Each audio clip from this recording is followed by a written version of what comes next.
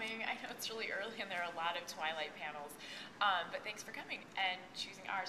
We are going to talk about vampires in kind of a little bit different way. We're going to start off with a paper about Twilight, and then we're going to move to talking about characteristics of vampires in a sort of different ways. So we're going to look at a film, for example, that looks at qualities of vampires like eternal life and sexual magnetism, and of course blood-sucking. We have a paper that actually looks at literal blood-sucking in the form of embalming.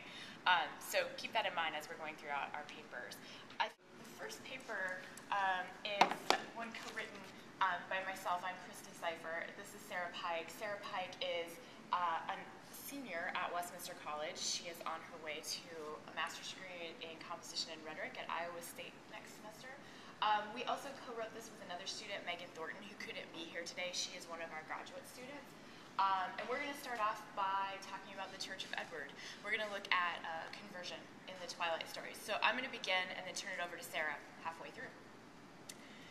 So in 2008, I wrote an article about Twilight that was in Bitch magazine. It received over 400 comments, and while most of them were constructive, some of them were very angry at what they perceived as my critical analysis of the Twilight books.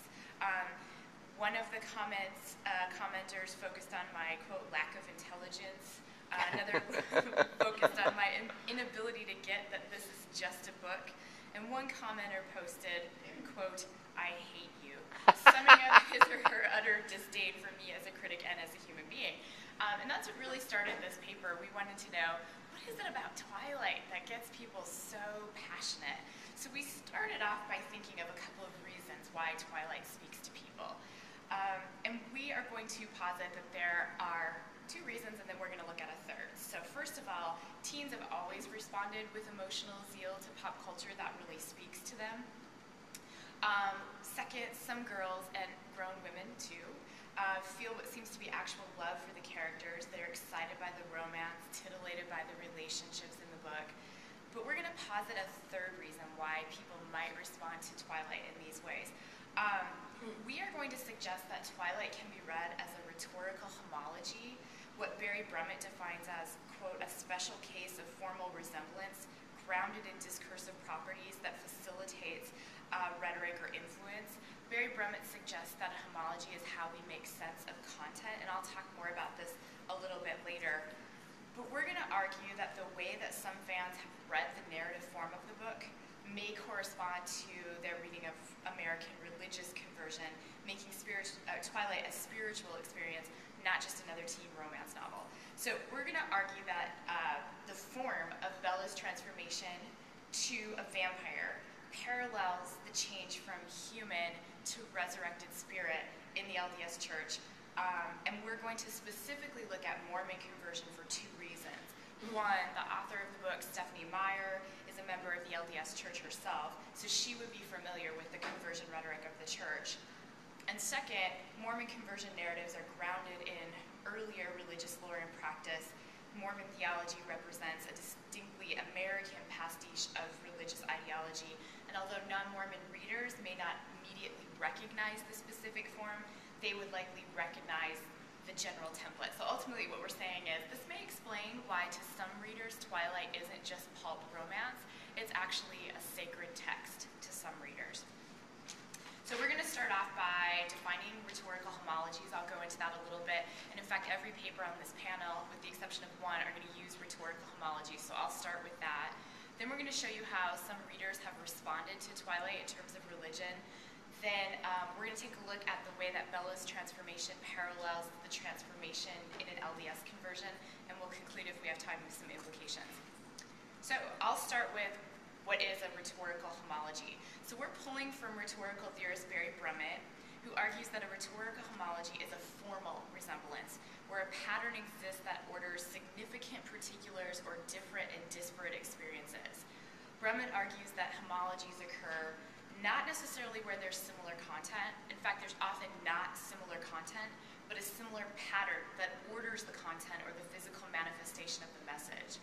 He's saying that similar formal experiences serve as a bridging device that ultimately can, quote, facilitate the mixing, shifting, and associating of content across different dimensions of experience. So ultimately what Brumman is arguing is that we read the form, and that informs the content of the message. And Brumman is really interested in places where the content is quite different and where that formal resemblance is abstract. And we're going to take a look at how that's happening in Twilight. So I know you can't see this site very well, but I just wanted to give you an idea of what the site looked like. This is the Church of Colonism.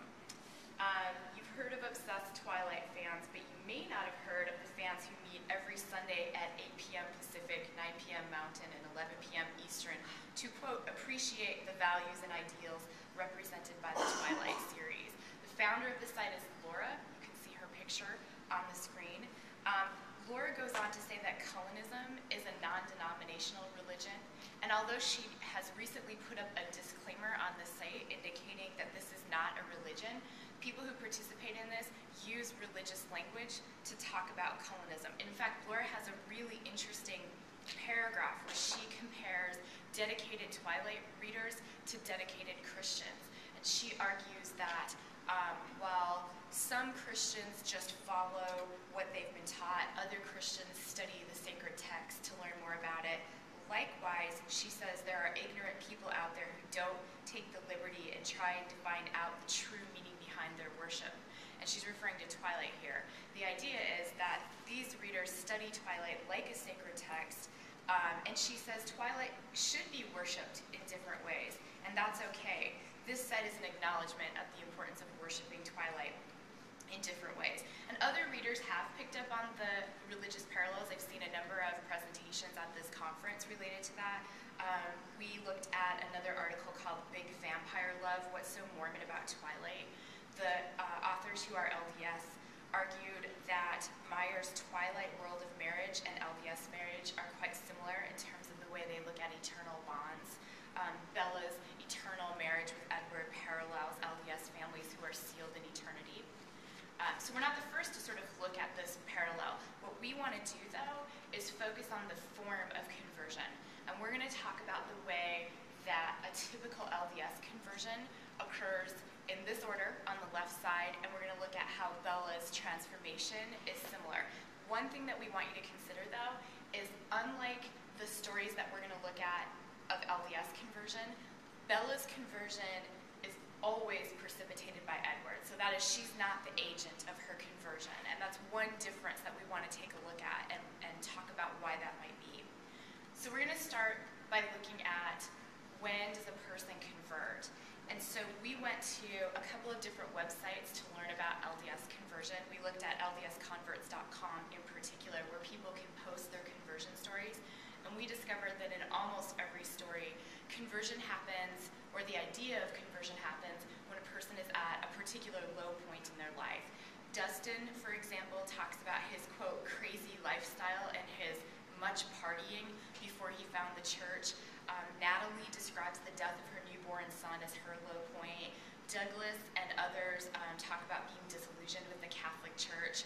Steve knew there was always something missing, no matter how I have tried, no matter how I have dug, I can never really find what I was looking for. So these people reach a low point in their life and then move to conversion. Similarly, Bella meets Edward when she arrives in Forks to live with her distracted single father who can't even cook his own meals.